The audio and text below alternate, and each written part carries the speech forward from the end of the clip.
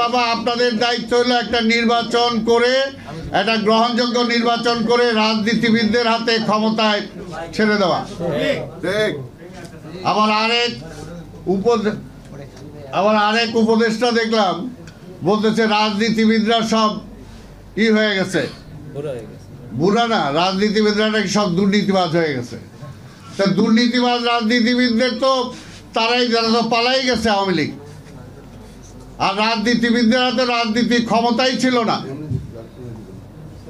সংস্কার করলে ওই জায়গাটা করেন যে রাজনীতিতে যারা আইসা মাস্টারি করে, যারা খবরদারি করে, ওইটা যাতে না হয়, রাজনীতিটা যাতে প্রকৃত রাজনীতিবিদরা রাজনীতি করতে পারে সেটা সংস্কার করে।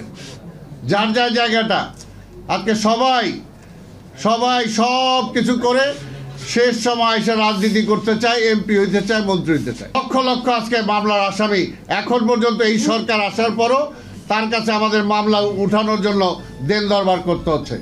কেন করতে হচ্ছে?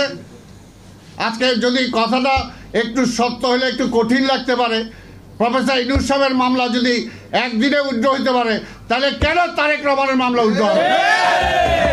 আমরা যদি এই সরকার সময় চাচ্ছে, সময় দিলে কি ফ্যাসিবাদ আরো শক্তিশালী হবে, না সময় দিলে তারা বিএনপিকে দুর্বল করবে? কোনটা চাচ্ছে? অনেকেই তো বলেন, মুখ ফুসকে বলেই ফেলেন, এখন তো নির্বাচন দিলে বিএনপি চলে আসবে। আরে ভাই, জনগণ যাকে ভোট দেয় সে আসবে। হাসিনাও তো এর জন্য 3টা নির্বাচন দেয় নাই, নিজেই পরিষ্কার করে বলছে, পরিষ্কার আমি ভোট দিব, ওই তারেক আইসা দেশ চালাইবো এটার জায়গা। আজকের এই সরকারের মধ্যে কেউ কি ওই ভূত তার কাঁধে বসছে কিনা আজকে এই সরকারকে চিন্তা করতে হবে। বিএনপি চায় জনগণের ভোটের মাধ্যমেই জনগণ ডিসাইড করবে বিএনপি ক্ষমতায় যাবে না কে যাবে। আরে ভাই, এখনো বুঝেন না এই দেশে 2টা ধারা, একটা হলো ভারতীয় আধিপত্যবাদের পক্ষে, আরেকটা হলো বাংলাদেশের জাতীয়তাবাদের পক্ষে, স্বাধীনতার পক্ষে, গণতন্ত্রের পক্ষে। হাজার হাজার কোটি টাকা যারা লোপাট করে ব্যাংক খালি করে ফেললো, কই ধরছেন? একটারও তো ধরেন নাই। খালি বিএনপি ঠেকায় না, ওই আওয়ামী লীগও বিএনপি ঠেকানোর আন্দোলনে হাসিনা এক কাপড়ে দেশ ছাড়তে হয়েছে। ওই আওয়ামী দুঃশাসনের যারা সহযোগী ছিল তাদের কাঁধের থেকে হাতটা সরান, কাঁধটা বিএনপির হাতেই রাখেন পুরোপুরি। কারণ আমরা দেখেছি স্বাধীনতার পরে এই শেখ মুজিবুর রহমান এই রেসকোর্স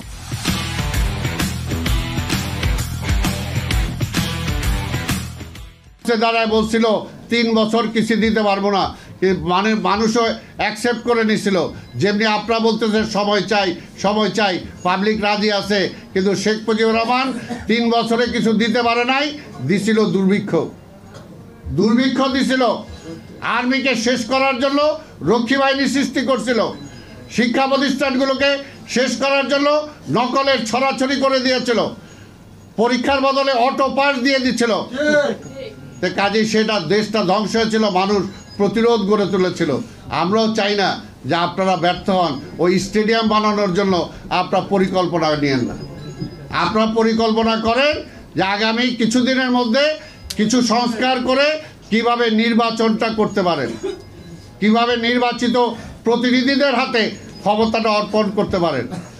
কারণ আপনাদের দীর্ঘদিন ক্ষমতায় থাকার কোনো সুযোগ নাই।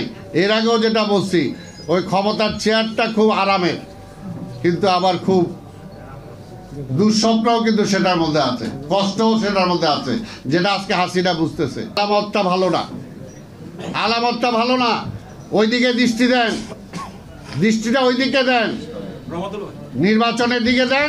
আর ইমিডিয়েট যেগুলো নিত্য প্রয়োজনীয় দ্রব্যের দাম কমানো, ঢাকা শহরে যানজট কমানো, ডেঙ্গুর হাত থেকে রক্ষা করা, এগুলো কিভাবে করবেন সেদিকে দৃষ্টি দেন।